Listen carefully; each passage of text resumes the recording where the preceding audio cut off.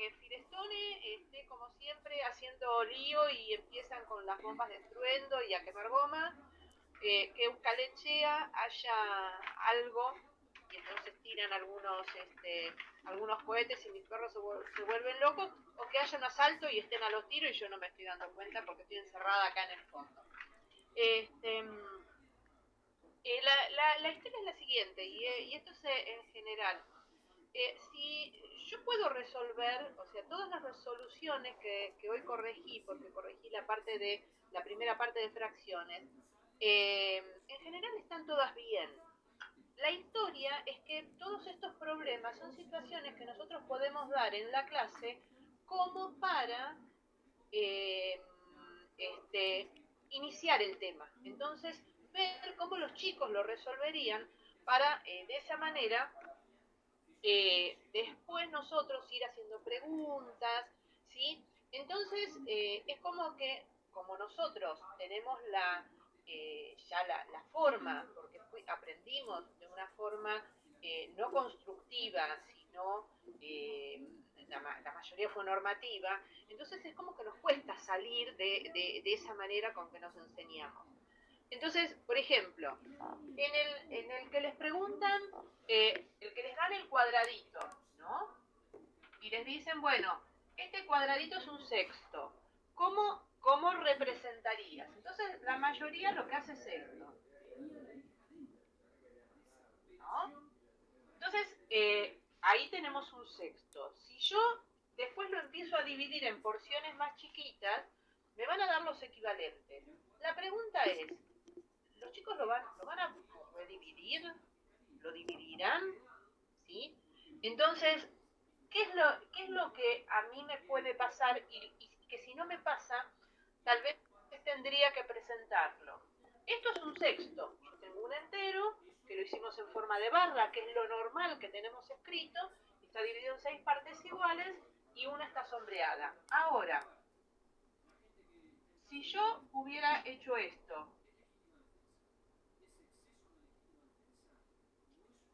¿sí? ¿Esto es un sexto? ¿Lo ven bien? Porque estoy usando rojo y... ¿Esto es un sexto?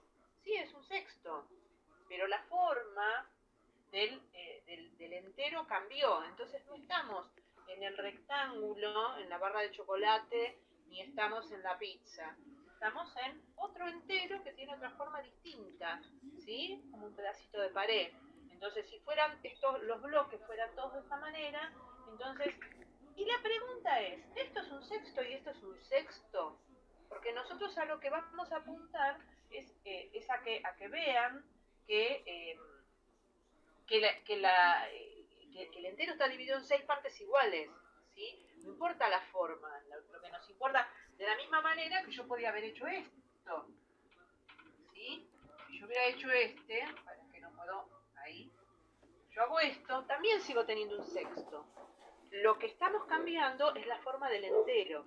Entonces es para ver que los enteros no necesariamente tienen que ser los rectángulos o tienen que ser las pizzas, sino que a nosotros lo que nos importa es que esto tenga 6 partes iguales y que una esté sombreada.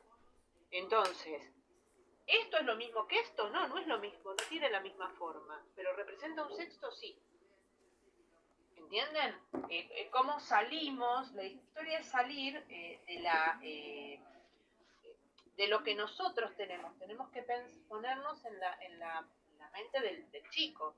Entonces, el chico podría ver a alguien así, pero también es muy probable que alguien lo haga de esta manera, o que lo haga para abajo.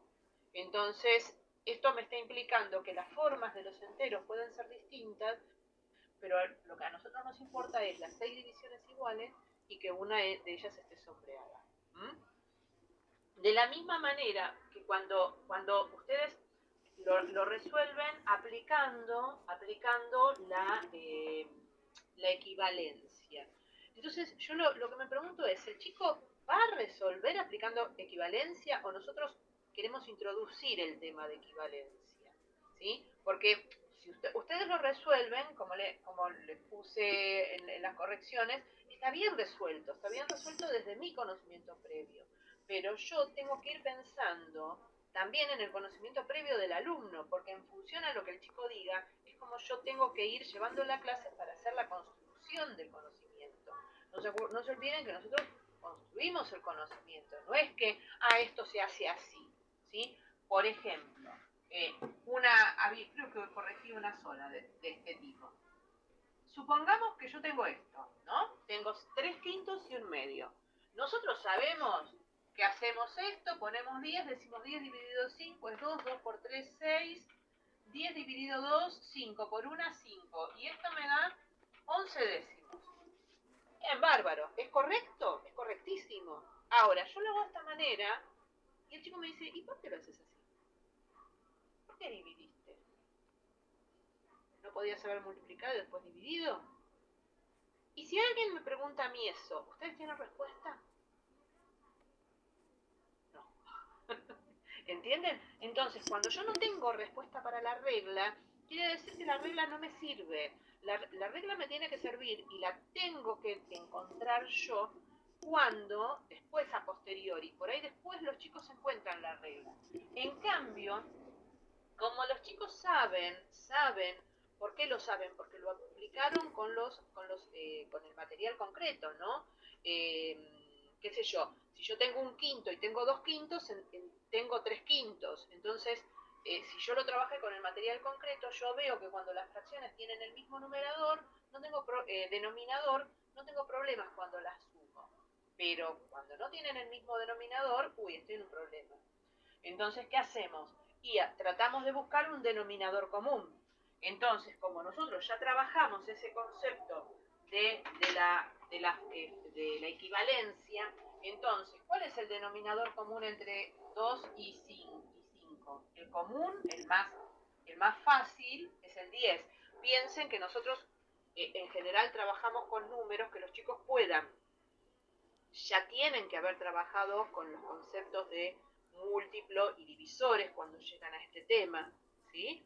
Entonces, el chico ya tiene ese concepto de múltiplo, entonces ya sabe, es como que, bueno, no voy a poner números que sean muy jorobados, voy a tratar de poner números que puedan encontrarse de manera sencilla. ¿Para qué? Para que puedan hacer el análisis y los cálculos en forma sencilla. Entonces, ¿qué hice acá? Acá multipliqué por 2 para que se convirtiera en 10. ¿Qué estoy usando? Equivalencia. Y acá multiplico por 2 porque la equivalencia es multiplicar arriba y abajo. Este lo multiplico por 5 y este lo multiplico por 5.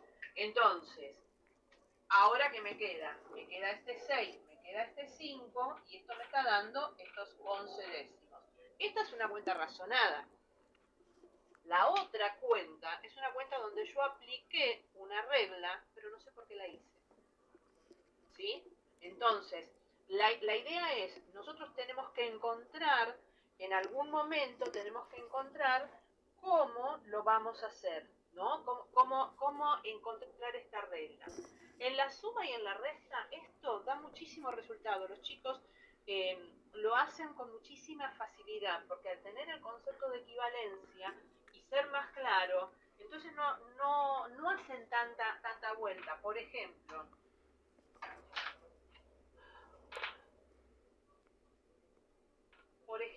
fíjense, yo tengo 5 doceavos más 3 cuartos. Entonces los chicos, cuando tienen este tipo de operaciones, ya saben que el 12 está en la tabla del 4. Entonces, ¿qué dicen? Lo hacen así, lo hacen rápido. Cuando empiezan a tener cancha, dicen, a esto lo tengo que multiplicar por 3 para convertirlo en 12, entonces a este también lo tengo que multiplicar por 3. Y entonces ahí ya aplicaron la equivalencia y esto se transformó. A mí me gusta siempre hacerlo para abajo, para ver, ¿no? Esa transformación. Esto se transformó en 5 doceavos y en 9 doceavos. Entonces, ¿esto que me queda? Me quedan 14 doceavos, ¿sí? Después, si lo quieren simplificar o no lo quieren simplificar, es otra historia. Pero las operaciones así son razonadas y a mí personalmente veo que los chicos lo comprenden mucho mejor. Comprenden lo que están haciendo, ¿sí? Y en ese comprender después es más difícil que se lo vayan a olvidar. Muchas veces, vuelvo, aplicamos la regla, pero no sabemos por qué aplicamos la regla, ¿sí? Y fíjense una cosa, que cuando nosotros decimos, acá ponemos un 12, ¿no? En la línea larga, y decimos 12 dividido 4, es porque si 4 por 3 es 12, 12 dividido 4 me va a dar el número de acá. Pero por ahí es demasiado para tener que explicar, ¿sí? Este 3 salió de ese 12 dividido 4 me está dando este 3 de la equivalencia. Pero a ver, me parece que es mucho más sencillo verlo desde la equivalencia que estar viendo todas estas explicaciones, ¿no? No sé qué les parece a ustedes. De la misma manera que, por ejemplo, cuando hacen una multiplicación o una división, cuando hacen una multiplicación, al tener el concepto de que la multiplicación es una suma sucesiva, entonces, si nosotros estamos marcando, multiplicando por enteros, no tenemos problema porque sabemos que hacemos una suma sucesiva. Pero cuando, siempre digo, busquemos situaciones que sean sencillas para que nosotros podamos representarlo. En este tema lo que más usamos es el gráfico. Entonces, supongamos que yo les digo, ¿cuánto es la 3/4 parte de 1/2? ¿Sí? O sea, ¿qué estoy haciendo? 3/4 por 1/2. Entonces, ¿cómo es la 3/4 parte de 1/2? Yo podría pensarlo de esta manera. Esto es 1/2. ¿Sí? Y la 3/4 parte sería a este medio, dividirlo en 4, y que me quedaría esta parte en verde. No sé si se alcanza a ver bien esta parte en verde. Entonces, esto me quedan 3. Pero me quedan 3 de ¿cuánto? Me quedan 3 de 8. Porque el gráfico me lo muestra. Entonces, ¿de dónde salió esto? Si yo miro que estoy haciendo esta multiplicación, ¿qué hice? 3 por 1 y 4 por 2. Entonces, de esta manera, aparte del problema que les di, el de la pileta, que trabajan con el embaldosado, me permite a mí ver que cuando nosotros multiplicamos, hacemos numerador por numerador y denominador por denominador. Ya saca el chico la regla, ¿sí? No se la decimos nosotros. En cambio, si yo tuviera, avísenme si estoy corriendo,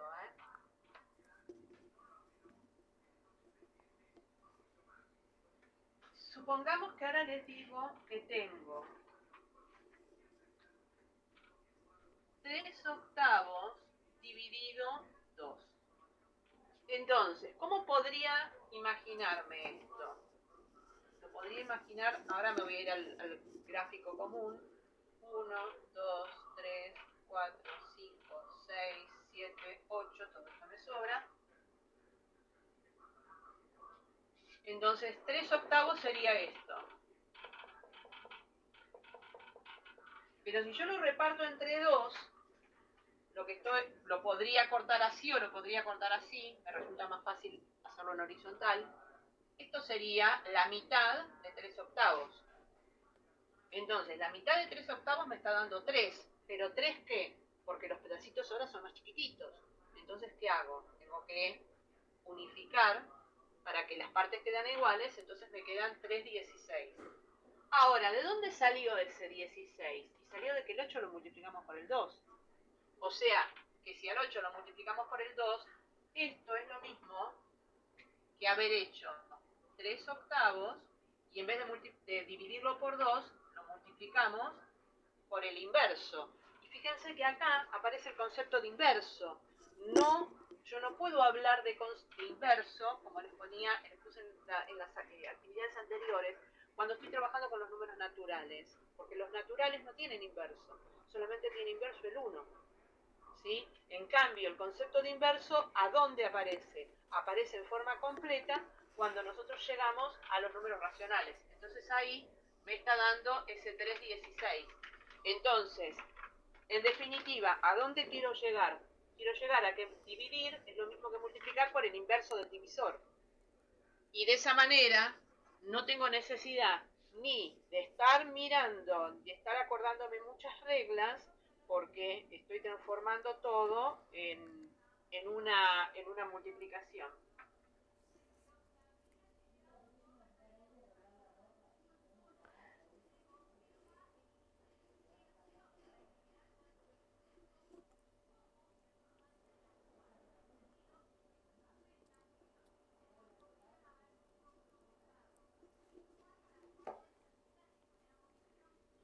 Bueno.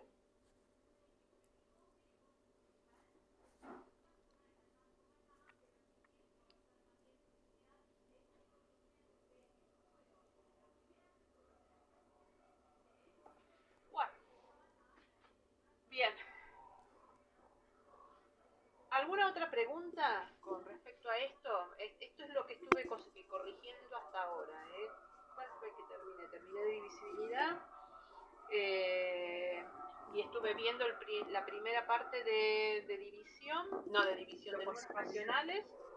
Y empecé en algunos con uno o dos trabajos de estos.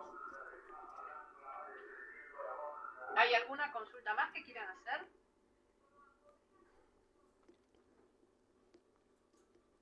No, profe, de esto no. Bueno, traten siempre, yo sé que es difícil, pero traten de despojarse del conocimiento que ustedes tienen. Porque cuando nosotros tenemos que planificar y tenemos que ver para que haya una construcción de ese conocimiento, lo tenemos que trabajar en función al alumno. Entonces, si yo no pienso aplicando las reglas que ya conozco, entonces es como que estoy empezando por el final, ¿sí? Hacia donde queremos llegar. Entonces nosotros tenemos que plantearnos siempre, cuando ponemos un problema, cómo lo va a resolver el alumno, ¿sí? Y en algunos casos los chicos dibujan, pero también nosotros como docentes, ¿qué tenemos que hacer? Generar situaciones donde el gráfico llegue un momento que se haga esto, ¿sí? O sea, ya me pudrí de dibujar. Entonces, como ya estoy cansado de dibujar, empiezo a buscar otras estrategias, ¿sí? Si yo, por ejemplo, como les pongo en algunos casos, ¿no? Bueno, me voy a un tema anterior. Cuando yo les decía que tenían que completar, entonces yo les decía 6, 3, 4, 8, 5 espacio, es múltiplo de 4. Entonces muchos lo que hacen es poner el número que corresponda, ¿sí? Y que yo me imagino que agarran la calculadora. Entonces me dicen 50, 50, si yo pongo el 52, este número es múltiplo de 4. Entonces, después, cuando me justifican, bueno, me mandé la macana de poner un número grande y no tener la calculadora a mano, esto me estaría dando 1, sobran 2, está 5, sobran 3, le está a 8, sobran 2, 7, 1 y 3. ¿No? Porque esto es, me dicen, 158.713 multiplicado por 4. Esa es la razón que me dan por la cual me dicen, este número es múltiplo de 4. Bueno, bárbaro, perfecto. No está mal. Ahora, ¿qué hubiera pasado si yo, en vez de haberte puesto todo este número, agarro y te agrego 9, 5, 4, 0, 3? Y te hizo un número choclísimo. Entonces yo te pregunto, ¿y este número sigue siendo múltiplo de 4? Entonces la pregunta ¿es cómodo dividir? Y si yo divido, ¿para qué sirve la regla de divisibilidad? ¿Sí? Entonces, ¿por qué este número es múltiplo de 4? Sencillo, porque los dos últimos números me forman a un múltiplo de 4. Y yo para formar al múltiplo de 4, acá, no necesito dividirlo. Porque yo podría pensar que el 52 es 40 más 12.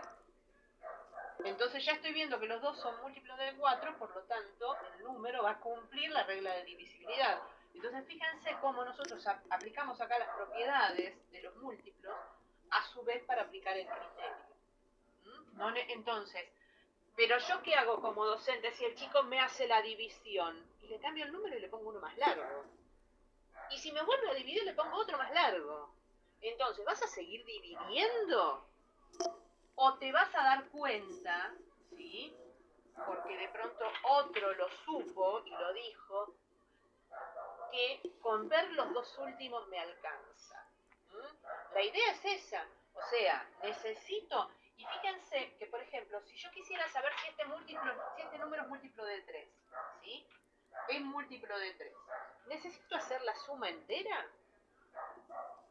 Si yo sé que la suma de múltiplos de 3 me va a dar un múltiplo de 3, entonces empiezo a mirar y digo, este con este ya no lo sumo, porque son 9 y 6, y están en la tabla del 3, y este 3 está en la tabla del 3, y este 3 está en la tabla del 3, ya me saqué unos cuantos números. ¿Qué me queda?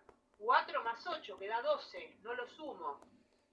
Me queda 4 más 5, que da 9, no lo sumo. Entonces, ¿quiénes me quedaron para sumar? El 5 y el 2. 5 más 2, ¿qué me da? 7. Este número no va a ser múltiplo de 3. No sume todo. ¿Entienden?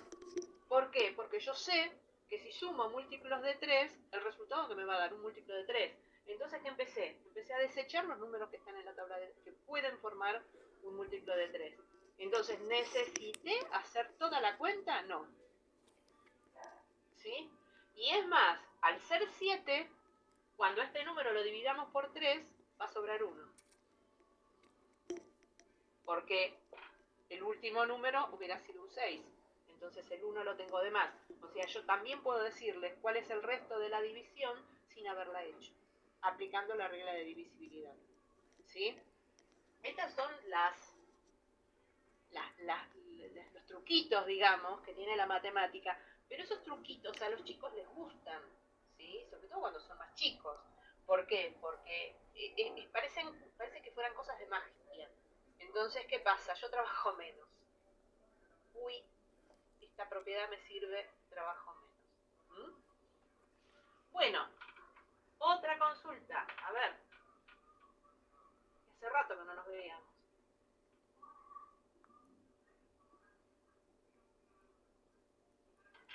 ¿Alguna consulta aparte, chicas? No importa que sea de este tema, del otro. Profe, lo de la actividad de las medidas, ahí tenemos sumas y restas de diferentes medidas, ¿no? Ajá. Y nos pide un resultado, por ejemplo, en centímetros. ¿Me conviene pasar todo a centímetros para hacer el resultado final? Es porque si no, no los vas a poder sumar. ¿Sí? Esto es lo mismo que cuando, a ver, está relacionado con lo que sería la suma de los decimales. Viste que cuando vos sumás los decimales, agrupás por los décimos, los centésimos, los milésimos. Acá estás en lo mismo. Entonces, cuando vos sumás, qué sé yo, si yo te digo 13 centímetros más 11 decímetros, entonces, ¿cómo haces para sumar esto? ¿Sí? Tenés sin necesidad de pasarlo entre comillas, yo podría ubicarlos dentro de la tabla. Entonces tengo metro, decímetro y centímetro. Cuando tengo 13 centímetros, tengo 1 decímetro y 3 centímetros. Cuando tengo 11 decímetros, tengo 1 decímetro y 1 metro. Entonces, esto que me está dando en total, me está dando 1 metro, 2 decímetros y 3 centímetros. ¿Sí? Entonces, si yo lo quiero expresar solamente en centímetros, ¿qué tengo que dejar? 123 centímetros. Puedo utilizar la tabla, porque cada número, estoy ubicando cada número en su posición correspondiente. Entonces, de esa manera, ¿vos qué vas a hacer? Vas a sumar decímetros con decímetros, metros con metros. Y después que el resultado lo expreses como corresponde. Pero fíjate que tenés sí o sí que usar la tabla, porque si yo lo quiero sumar así, el chico que te diría 24, si no lo pasa a la misma unidad.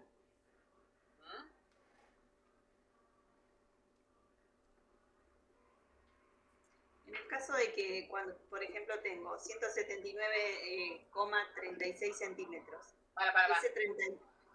Para. Si no, vos me lo decís y yo me lo olvido. 179,36 centímetros. 179,36 centímetros. Sí. El 9 queda en el centímetro y el 36 queda por detrás. Claro, lo que pasa es que este va a ser el milímetro. Claro. El 6 ya es décima de milímetro. ¿sí? Claro. No lo tomamos como ningún tipo de unidad. Si vos a esto lo quisieras expresar en milímetros, esto sería 101.973,6, ¿sí? Y esto es milímetros. Claro. Ese 6 es todavía menos de la rayita que tiene la regla.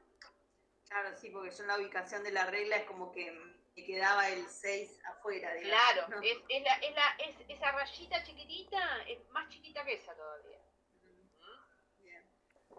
Bien. Pero bueno, por eso yo lo que había planteado para resolverlo era ubicar cada uno según la coma donde quedaba y completar con ceros en caso de que sea, por ejemplo, el otro es decímetro. Entonces Claro. yo le completo el cero para llegar a centímetro y hacer la, Claro, suma. digamos que es la manera tradicional, que está bien. O sea, para que el resultado me dé en centímetros, tengo que estar sumando centímetros. Entonces pasaste todos centímetros. Claro, pasé todo a centímetro y después Sí. le resto lo otro también en centímetros. Exactamente. Bueno, ¿alguna otra pregunta? ¿Nada más? Bueno, las últimas dos clases empezamos con lo que es el espacio físico y espacio geométrico. No hablé nada de esto, ¿no? No, bueno. Igualmente creo que es bastante claro. Este año agregué un poquito de lo que es el espacio físico, porque el espacio físico está trabajado en el primer año, en el primer ciclo. Entonces, se trabaja en jardín, se empieza a trabajar en jardín y después, obviamente, que se sigue como es en la primaria, dentro de distintos niveles, ¿no? Entonces, como yo les puse en el texto, el reconocimiento del espacio físico es lo que nos va a dar a nosotros los ejemplos o los modelos para después poder trabajar el espacio geométrico. Porque el espacio geométrico sí o sí es una situación especial que se trabaja en la escuela, porque los elementos de la geometría son abstractos, de la misma manera que los números son abstractos. Entonces necesitan toda una construcción desde la escuela, ¿no? Para poder adquirir ese conocimiento. O sea, ¿qué es lo que quiero decir? Los nenes, cuando son chiquititos, saben contar, entre unas comillas, muchas comillas, porque de pronto uno los va incitando en el conteo, ¿no? Cuando uno los va a hacer saltar, los hace contar hasta 3, los hacemos contar, hay canciones que los hacen contar, pero que el chico sepa decir los números no quiere decir que sepa contar, ¿sí? Es todo un proceso que tiene que armarse. Por ejemplo, fíjense que muchas veces los nenes reconocen que después del 9 hay un cambio. Entonces, cuando nosotros contamos, el chico cuenta 1, 2, 3, 4, 5, 6, 7, 8, 9, 10. Ahí ya tenemos el primer problema que tiene nuestro sistema, que no hay una regularidad. Los chicos, ¿qué dirían? 10 y 11, 10 y 2, 10 y 2, 10 y 3. Porque tratan de seguir eso que saben que sucede con los demás. O sea que ya el sistema decimal nos provoca un quiebre ahí en esos números hasta el 16, que el 16, 17, 18 ya sigue con una lógica. Pero fíjense que llegamos al 19 y normalmente los nenes, ¿qué hacen? Te miran para que vos le digas 20. Entonces cuando vos dijiste 20, dicen 21, 22. O sea, el nene ya sabe que hay una regularidad dentro de los números, ¿sí? Que aparece un nudo, ese nudo son los dieces, digamos, entonces tengo el 10, el 20, el 30, y que después vuelven a aparecer los mismos. Pero necesita una construcción, porque que el chico cuente y me diga la serie oral no quiere decir que ese chico sabe contar, ¿sí? Tiene que pasar un montón de cosas para que el chico sepa contar, ¿sí? Tiene que ir poniendo los deditos, vieron que empiezan contando elemento por elemento, entonces tienen que saber que no tienen que saltearse, que no tienen que repetir, y cuando terminan de contar, si yo les pregunto cuántos hay, supongamos que hay 9. Si yo les pregunto cuántos hay y el chico vuelve a contar, ¿qué quiere decir? Que no sabe que el último número me representa al total. Son todas construcciones que el chico tiene que ir haciendo para decir, uy, sabe contar. De la misma manera sucede con la escritura. Entonces, son conceptos que necesitan ser aprendidos en la escuela. En geometría me pasa exactamente lo mismo. O sea, yo veo cosas con forma de. Yo tengo un pizarrón que tiene una forma de rectángulo, ¿sí? Tengo la base del vaso que tiene la forma de un círculo o de una circunferencia, pero no son círculos, ni son circunferencias, ni son cuadrados, ni son rectángulos, porque los rectángulos no existen. Son ideas, y son ideas espectaculares en el sentido que son exactamente, tienen 90 grados en los ángulos, los 4 lados son exactamente iguales. Entonces nosotros en las mediciones nunca vamos a lograr esa precisión que tiene la figura o el cuerpo en sí. Entonces son elementos que tienen que ser, la geometría es aprendida. En cambio, el espacio, el chico va vivenciando el espacio y entonces va aprendiendo. Ahora, ¿qué es lo que nosotros trabajamos en la escuela dentro del espacio? Obviamente, vemos que hay distintos tipos de espacio, como yo le puse en los textos. Esos espacios también van a variar, porque un mismo espacio puede ser un macroespacio o puede ser un mesoespacio según mi postura, ¿no? ¿Qué es lo que quiero decir? Para un nene, moverse en la escuela, imagínense un nene de primer grado, de primer año, que entra en la escuela por primera vez, entonces la escuela le puede parecer enorme, y ubicarse dentro de la escuela es todo un trabajo que lleva una construcción. Entonces, para ese chico, la escuela es un macroespacio, porque no tiene la familiaridad con el lugar. En cambio, para un maestro que hace años que trabaja en esa escuela, es un mesoespacio, porque ya lo recontra conoce y entonces sabe que él puede aplicar a hacer determinadas cosas que puedan hacer variar ese espacio. Entonces, ¿qué es lo que se trabaja con los chicos cuando nosotros trabajamos el espacio? Trabajamos la ubicación, las rutas, que ellos puedan reconocer cómo ir de un lugar a otro, el poder interpretar mapas a medida que, no solamente mapas, o sea, por ejemplo, una actividad que yo estaba mirando, que está en el libro de segundo, es mostrarles, ¿no? una foto de un aula, ¿no? Vista como si yo ahora me sacara la foto de la habitación desde la puerta. Pero después me presentan la habitación desde arriba y me ponen 2 o 3 elementos. Y entonces yo tengo que ubicar el resto. Entonces, ¿qué hacen? Me están cambiando la posición mía como observador.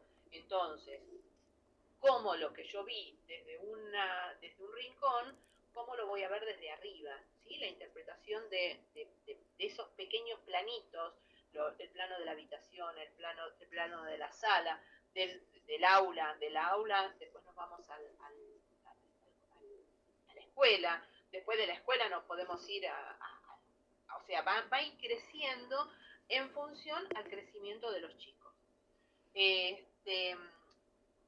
Con respecto a eso del tipo de espacio, porque les habla, yo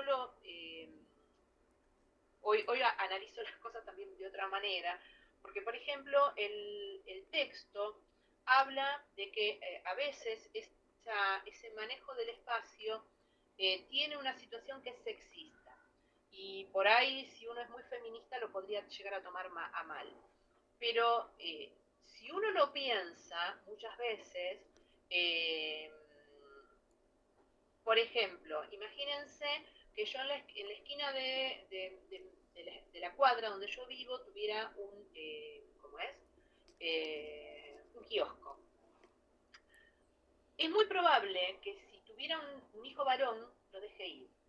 Imagínense que tengo un varón de 7 años. Es es muy probable que lo deje ir. Pero si tengo una nena de 7 años, es muy probable que no la deje ir. Que la acompañe, ¿sí?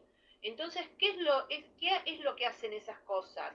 Que vuelvo, no es por una cuestión de feminismo, es una cuestión de que en general tenemos los papás, ¿sí? Que a veces pensamos que al varón, no tengo varones, que al varón no le va a pasar, pero pensamos que le va a pasar a las nenas, ¿sí? Entonces, históricamente hubo como un cuidado más grande que hace que a veces las chicas tengan más dificultad de ubicación que los varones. ¿Pero por qué? Porque no se los permitieron, no porque no tengan la posibilidad, ¿sí? Entonces, es como que al principio los nenes chiquitos, los varones chiquitos son más piscuetos porque hacen un montón de cosas que las nenas no hacen. De la misma manera que también sucede que en distintas ubicaciones las costumbres son distintas y uno no necesita irse porque uno podría pensar, no, me está hablando de una villa. No hablo de una villa, pero por ejemplo, yo vivo en Lavallol, ¿no? Y estoy a 2 cuadras de la avenida Antártida. Y yo no he visto que en mi cuadra los chicos jueguen en la calle, ¿sí? Y hace 60 años casi que vivo acá. En cambio, sí lo hacía cuando era chica, obvio. En cambio, si yo voy para el lado donde vive mi futuro y probable yerno, uno ve que están todos los chicos en la calle, jugando en bicicleta. ¿Por qué? Porque hay costumbres que son distintas, ¿sí? Los barrios son distintos, entonces uno ve que hay otro movimiento que de pronto yo acá no lo veo.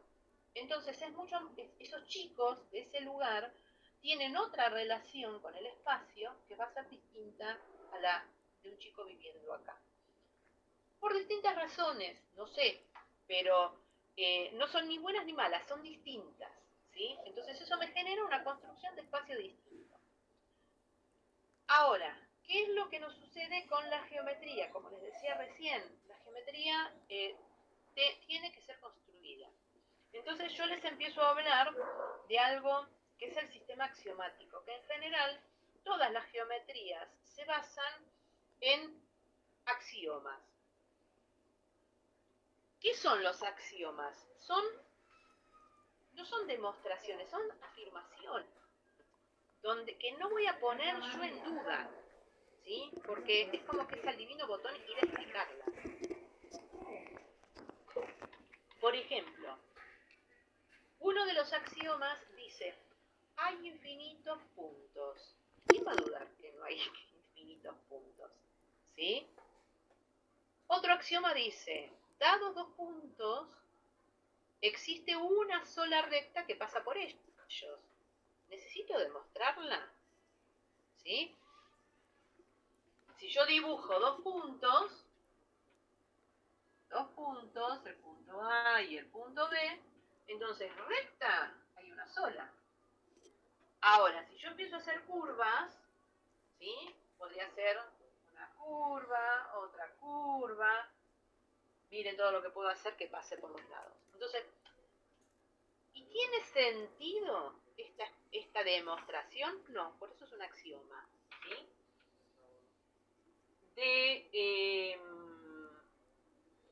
¿Cómo es? De la misma manera que existen conceptos que no tienen necesidad de explicación, sí de aclaración, algunos.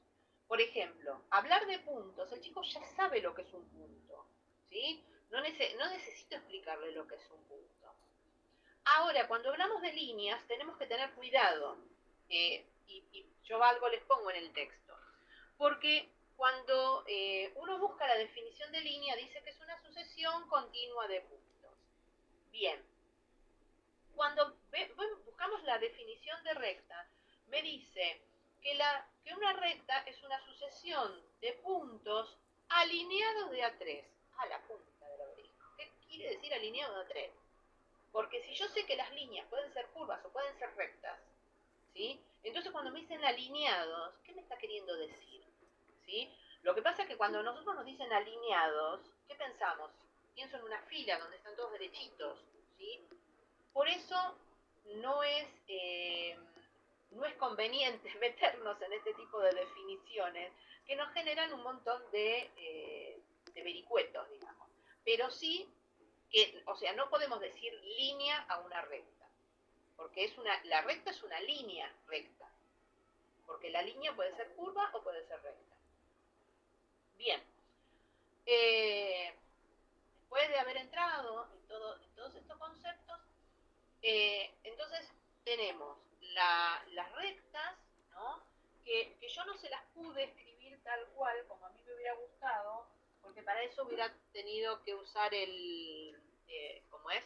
Eh, el, la parte de matemática, de símbolos matemáticos en el Word, pero después no lo puedo copiar y lo tengo que hacer como un texto, es un lío bárbaro. Entonces, cuando nosotros hablamos de recta, la recta es infinita, ¿sí? Entonces, ¿qué quiere decir? Dados dos puntos, nosotros normalmente marcamos dos puntos, ¿no? Y marcamos la recta. Entonces, yo tengo dos maneras de marcar a la recta. Puedo decir que esta es la recta AB y arriba se le pone este signo, ¿sí? Que es la flechita doble, que es lo que me está indicando, que esto es infinito. O también algunos lo que hacen es poner una letra mayúscula y entonces ponen R y ponen así, ¿sí? Esto de que si usan mayúsculas o minúsculas va a depender de ustedes y del texto que usen. A mí personalmente me gusta usar los puntos con minúscula y después todos los demás con mayúscula, ¿no? Por ejemplo, la recta, cuando se nombra con una sola letra, me gusta usar la mayúscula. ¿Por qué? Porque hay toda una relación de conjuntos. Entonces, los puntos son elementos y una recta, un semiplano, un plano son conjuntos. Entonces, los conjuntos se marcan en mayúscula. Pero bueno, es una cuestión de notación. Ustedes cuando trabajen con algún libro, con lo que sea, para ver cómo lo utilizan. Las rectas pueden tener lo que serían las semirrectas, que cuando hablamos de la semirrecta tiene inicio y tiene final. Entonces, si yo quisiera marcar, yo hubiera marcado esto así, esta es la semirrecta que empieza en A y pasa por B. Entonces, nosotros lo marcamos de esta manera. Le marcamos un punto que me está indicando que empieza en A y que pasa por B. En cambio, si yo hubiera escrito así, BA, ¿sí? Lo que estoy marcando es al revés. Es la semirrecta que empieza en B, pero que pasa por A, ¿sí? Y si yo hubiera puesto AB con las rayitas como que se cierran, entonces esto me está indicando que es un segmento. Entonces el segmento AB es lo mismo que el segmento BA. ¿Por qué? Porque el segmento tiene principio y tiene fin. Entonces, ¿qué característica tiene un segmento? El segmento me permite medirlo, ¿sí? Cosa que no me permite hacer ni una recta ni una semirrecta. Bien, una vez que estamos dentro de estos conceptos, yo lo que les hablo es de la posición que van a tener las rectas, las semirrectas y los segmentos dentro del espacio, porque en general nosotros conocemos los del plano, pero ¿qué pasa cuando nosotros estamos en el espacio? Entonces, en el espacio, ¿sí? Nosotros tenemos, y lo tienen anotado, ¿sí? En el espacio podemos tener dos tipos, que son las coplanares y las alabeadas. Las coplanares lo que quiere decir es que forman a un plano. Por ejemplo, vale, quiero agarrar una cajita que tengo por acá. Tengo unas cuantas cajitas. Bueno, yo tengo esta caja. Entonces imagínense, esta caja me representa parte de un espacio, ¿sí? Ocupa un lugar en el espacio.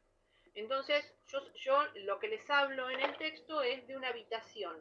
Si esto fuera una habitación, tengo un techo, tengo un piso y después tengo las paredes laterales.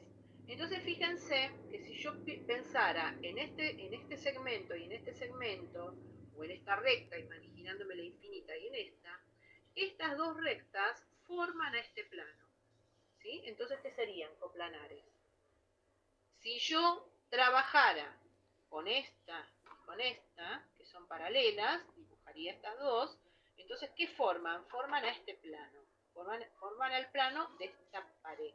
O sea, siempre que yo puedo imaginarme un plano, y cuando nosotros hablamos de un plano, ¿de qué pensamos? En algo derechito, como la superficie de la mesa, la superficie del pizarrón. Si yo puedo, entre esas dos líneas, marcar un plano, ¿sí? Entonces, esas son coplanares.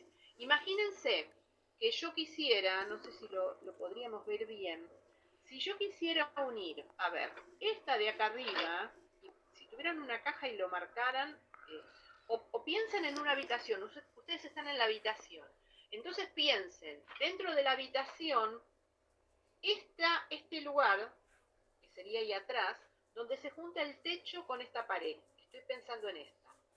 Y después pienso en la pared contraria, la de abajo, la que junta al piso con la pared opuesta. Entonces, yo tengo esta línea de acá y esta línea de arriba. Entonces, ¿cómo se unen? ¿Se imaginan? Están en la habitación.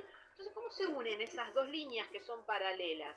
Yo no tengo un plano que lo esté viendo, pero si yo quisiera como armar una carpa y pusiera ganchitos en aquel extremo y pusiera una tela y la pudiera estirar, entonces la tela me atravesaría, ¿sí? Imagínense, de acá a acá, ¿sí? Me pasaría por acá por el medio, ¿sí? Y se juntaría derecho. ¿Se lo pueden imaginar? Entonces, todas esas son las coplanares. Forman un plano aunque yo no lo vea. Pero si ese plano no puede ser derecho, ¿qué quiere decir? Que son alabeadas. Por ejemplo, si yo quisiera juntar esta recta de acá atrás, esta recta que está parada, ¿no? Entonces, ubíquense en la habitación donde ustedes están. Tomen una de las que están hacia arriba, donde se juntan dos paredes. Entonces yo ahí, imagínense que agarro una tela, esa tela se estira, pero resulta que la quiero juntar, a esta, la quiero juntar con esta de acá. Entonces, ¿qué pasa cuando yo la quiero juntar? La tela se va como a doblar, ¿entienden? ¿Sí? Vuelvo, imagínense, piensen en la habitación, yo quiero, en una de las verticales puse una tela, y esa tela la quiero llevar hacia una de las horizontales. Entonces, ¿qué es lo que va a pasar? Va a pasar esto, a ver, va a pasar esto. Si yo esta la tengo acá, esta la tengo en vertical, pero esta la quiero unir con el de abajo, fíjense que lo voy a tener que doblar. ¿Se dan cuenta? Entonces el plano deja de ser plano. Entonces ya no es un plano, son alabeadas. ¿Mm?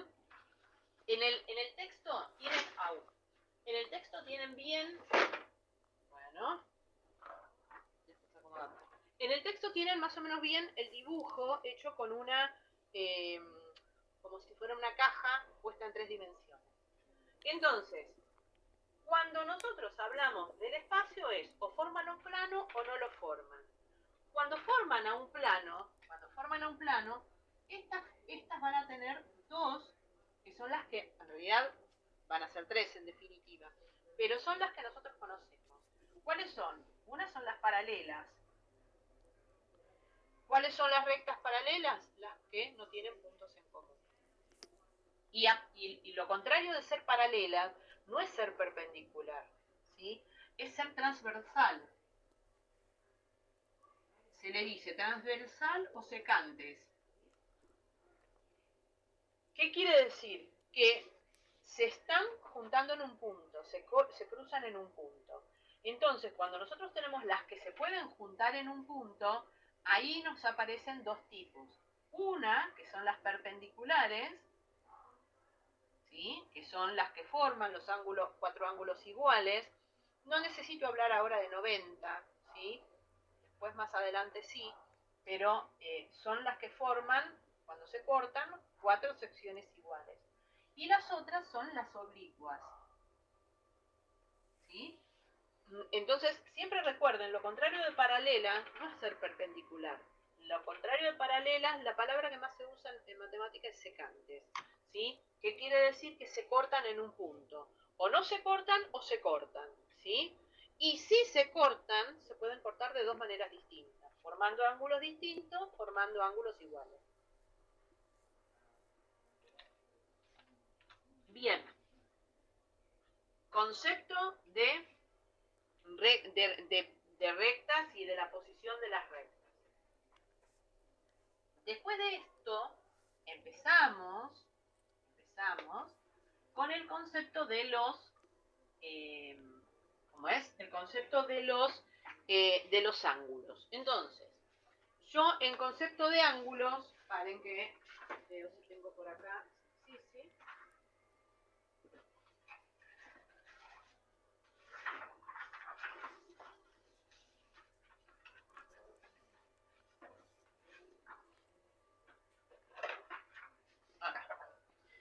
Cuando hablo del concepto de ángulos, yo hablo del concepto de semiplano, ¿sí? Los planos normalmente se expresan con una letra griega, alfa, beta, lo que ustedes tengan. Cuando nosotros hablamos del del semiplano, para poder encontrar un semiplano, ¿yo qué tengo que tener? Tengo que dividir al plano de alguna manera. Entonces tengo que marcar una recta, ¿sí? Si yo la recta la hubiera marcado con la letra mayúscula, entonces, para marcar un semiplano, yo necesito marcar algún punto que lo contenga. Entonces, si yo digo semiplano de recta R, y acá pongo la letra A, lo que quiere decir es que estoy tomando este pedazo del plano. Es el que tiene como límite a la recta R, pero que contiene al punto A. Yo se los escribí de otra manera, porque como no me lo permitía por ahí el dibujo, qué sé yo, entonces también les puse, por ejemplo, supongan que esto es BC. Entonces puse el semiplano que tiene como límite a la recta BC, pero que pasa por el punto A. Siempre necesito tener una referencia del otro punto. Entonces, piensen otra cosa también, que el semiplano no es la mitad de un plano, porque como nosotros hablamos de algo que es infinito, no podemos decir si es la mitad, es un pedazo, ¿sí? Uno se imagina que es la mitad, pero bueno, no lo sabemos, es infinito. Entonces, cuando yo quiero determinar un ángulo, ¿qué voy a necesitar? Voy a necesitar dos semiplanos que se crucen. Entonces, si yo tengo otro semiplano, vamos a tomar este, y este semiplano es este de acá, entonces se cruzan en este punto, ¿sí? Que vamos a poner que es el punto P, y entonces este semiplano, al juntarse con el otro, me está generando lo que sería en conjuntos tenemos o la intersección o la unión. ¿Qué es lo que quiero decir? Supongan que yo tengo este que es rayado y este que es liso. Voy a buscar otro, porque este liso no me gusta. Acá. Fíjense, tengo este que es rayado, pero que tiene rayitas más juntas, y este que es rayado, pero las rayas son distintas. Entonces yo puedo pensar que acá tengo, esto me lo imagino como si fuera un semiplano, entonces esto es infinito, y acá tengo el límite, y acá lo mismo. Cuando yo los cruzo, ahí, ¿sí? Hay una parte que me queda con un cuadriculado, ¿sí? Esta parte del cuadriculado es la que yo tengo acá, que es donde se juntan, esto se llama la intersección, donde se juntan los dos. Entonces me están formando este ángulo. Díganme si ven bien los colores. Acá está. Entonces, me está formando esta parte de acá. Esto lo puedo nombrar, muchas veces se nombran por los puntos, entonces P, Q y R. Entonces, si yo escribo así, R, P, Q y le marco el arquito encima, lo que quiere decir que el vértice es el que está en el medio, o sea que P. Porque todos los ángulos que tienen dos elementos. Tienen los lados, que los lados son semirrectas, y tienen un vértice. Y esta es la amplitud. La amplitud es lo que nosotros nos corremos para ir de un ángulo a otro. Entonces fíjense que como estos son semirrectas, esto es infinito, pero esa abertura va a ser la misma, o sea, ese desplazamiento va a ser lo mismo. No es lo mismo la abertura, que la abertura lo podríamos relacionar con esto que es el arco. Entonces, ¿qué pasa? El barrido es el mismo, ¿sí? Ahora, si yo me voy tomando arcos, los arcos van a tener distintas medidas, porque los arcos son parte de la circunferencia. Es como si ustedes, imagínense que tienen una puerta, ¿sí? Y esa puerta se abre 30 grados, y no se abre más que eso. Si mi puerta midiera 30 centímetros, ¿sí? ¿Se imaginan? 30 centímetros y se abre, yo difícilmente pueda pasar. ¿Sí? Porque esto se corrió 30 grados, pero ¿qué pasa? Como la puerta es chiquitita, no me permite a mí pasar, porque el arco que barre es chiquito.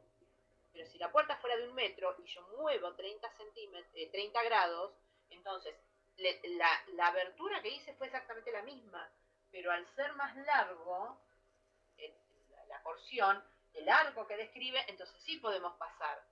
¿Entienden lo que quiero decir? Hay una diferencia. El barrido es el mismo, pero va a depender, ahí los arcos son distintos.